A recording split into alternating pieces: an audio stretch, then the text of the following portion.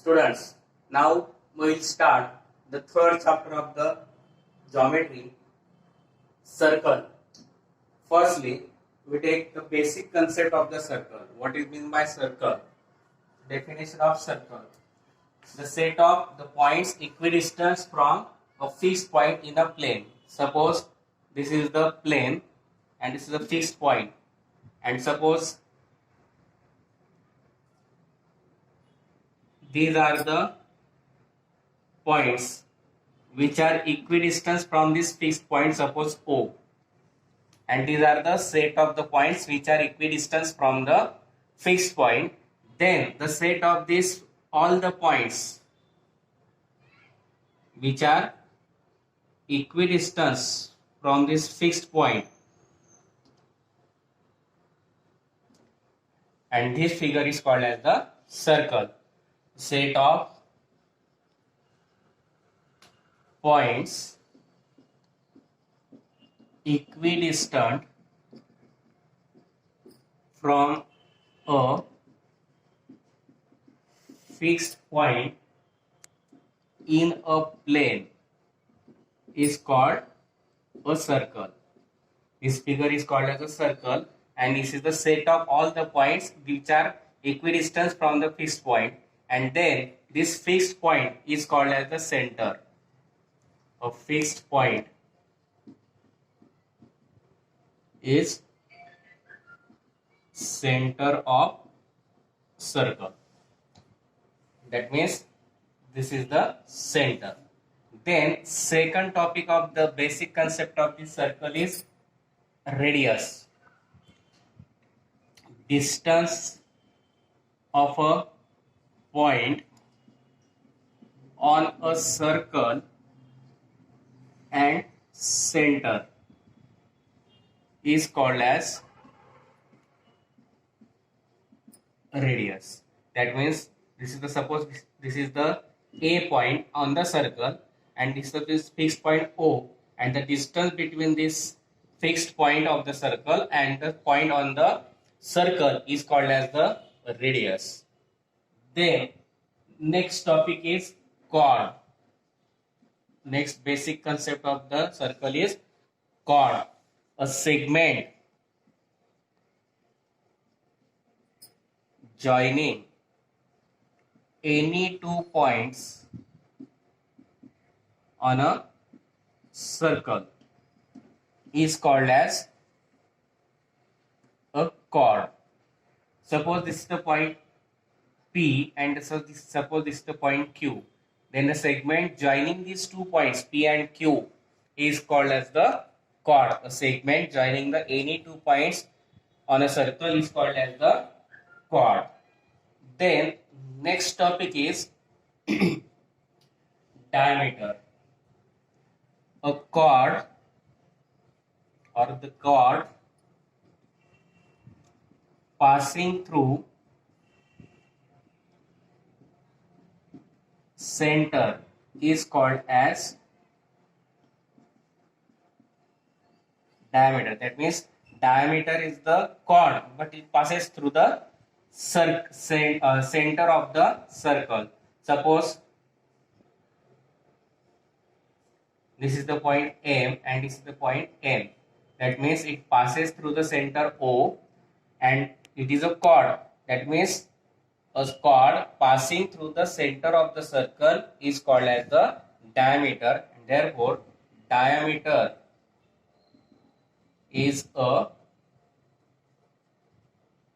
largest chord of a circle, and it is twice to that of the radius. We already seen this in class 7, 8 and 9. That means diameter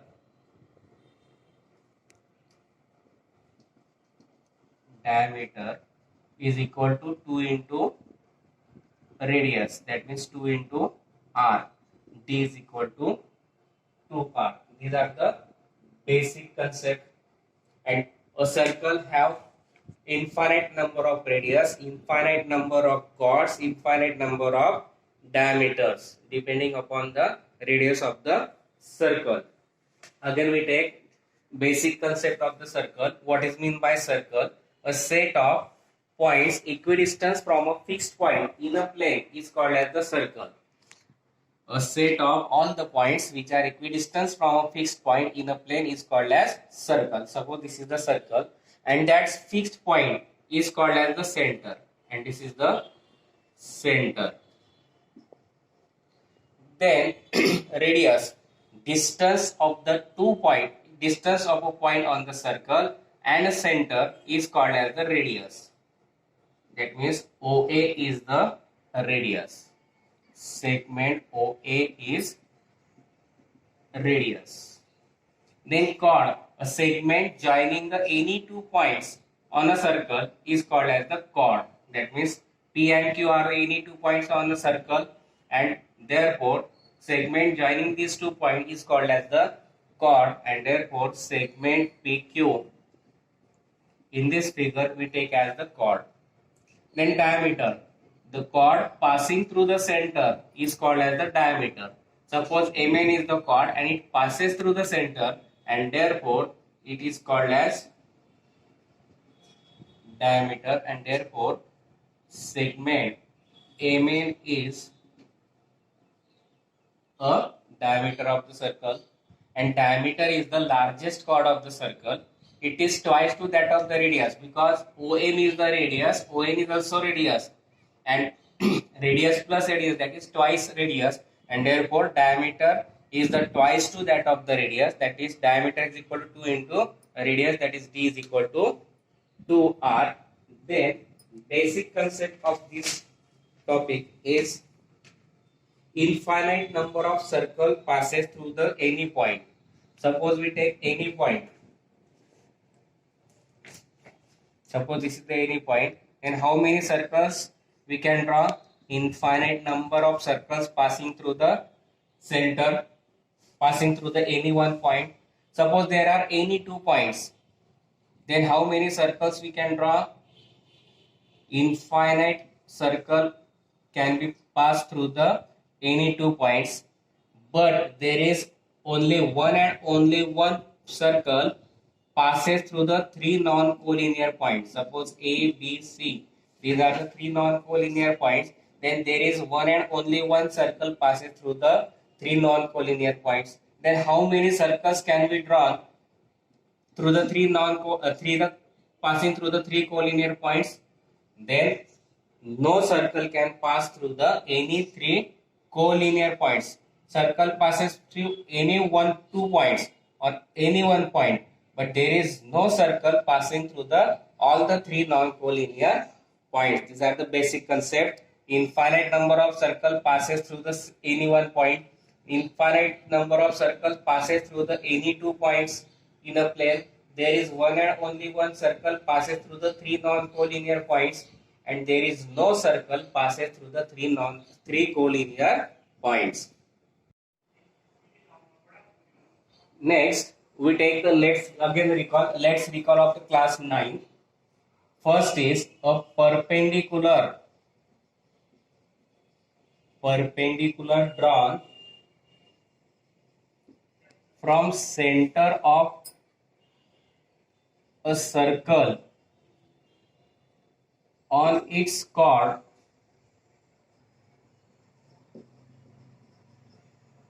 bisects the chord.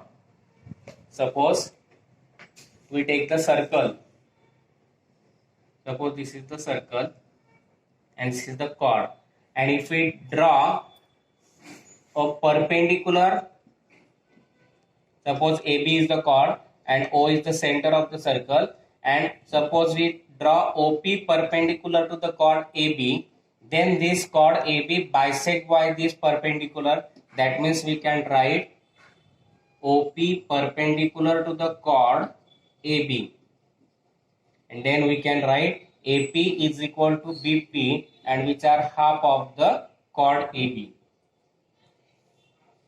This is the first recall. A perpendicular drawn from center to the chord bisects the chord. A perpendicular drawn from the center of a circle on its chord, it bisects the chord. That is, OP is perpendicular to the chord AB, and therefore OP bisect the chord AB, that means we can write AP is equal to BP, and this is the first. Let's recall.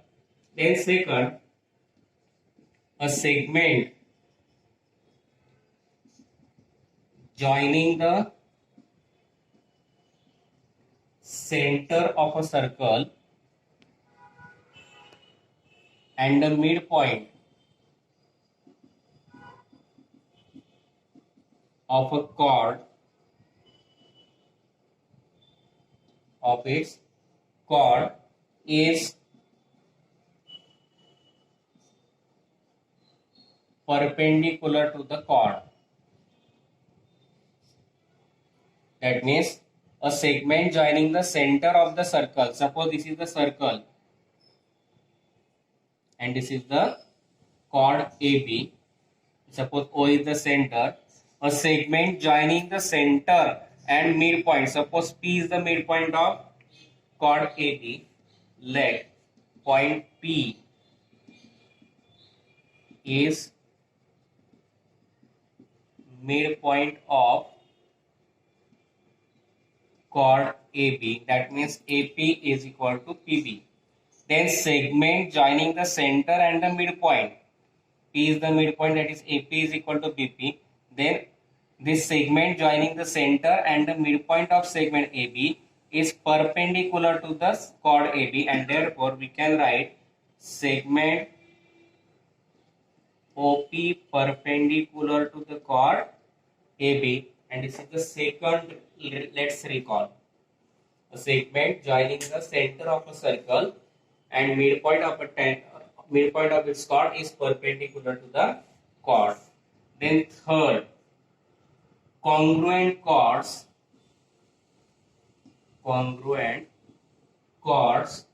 of a circle are equidistant from the center of circle.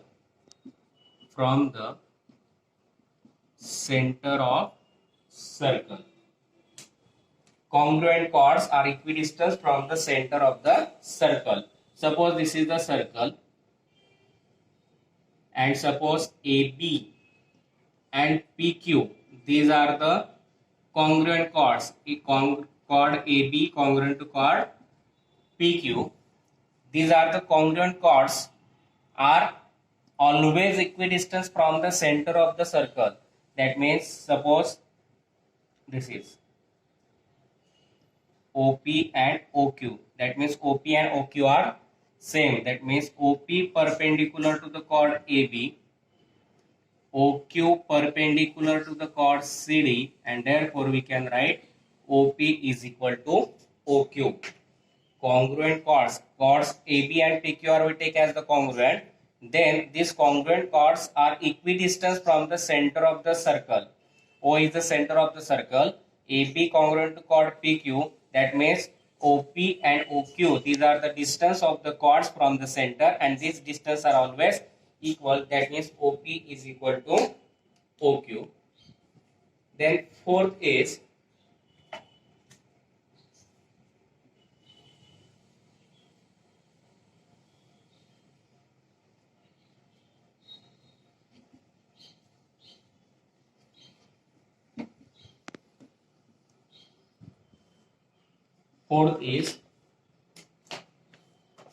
the chord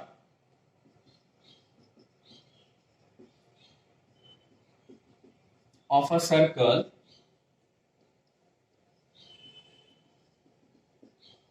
equidistant from the center of a circle are congruent. The chord of a circle equidistant from the center of the circle. Suppose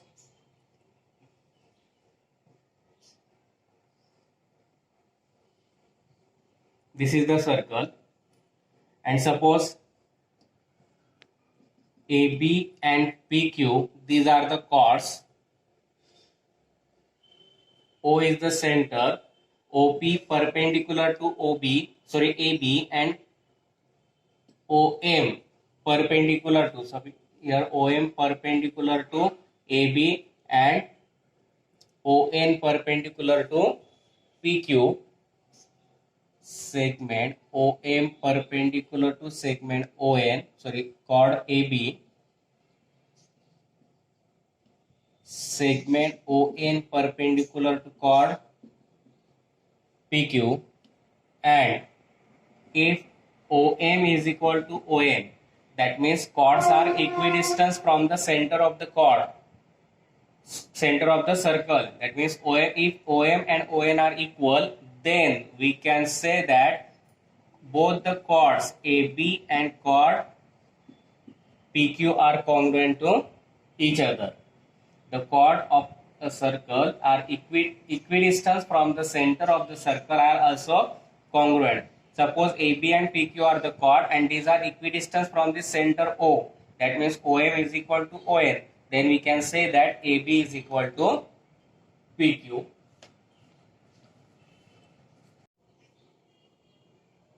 Next topic is secant and tangent. In this, first we take the tangent. Suppose this is the circle with center O and this is the line L which touches the circle in one and only one point, suppose P. Then this line L is called as the tangent of the circle. A line and a circle, if the line and a circle have only one point as a common point, then the line is called as the tangent. A line which touches a circle in one and only one point is called as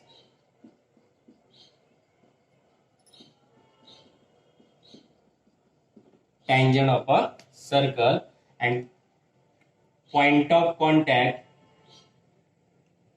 and this common point is called as point of contact, and the common point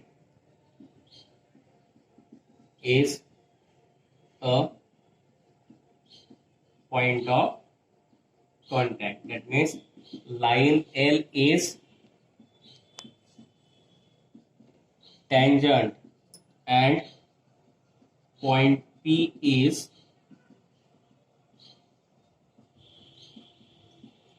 point of contact.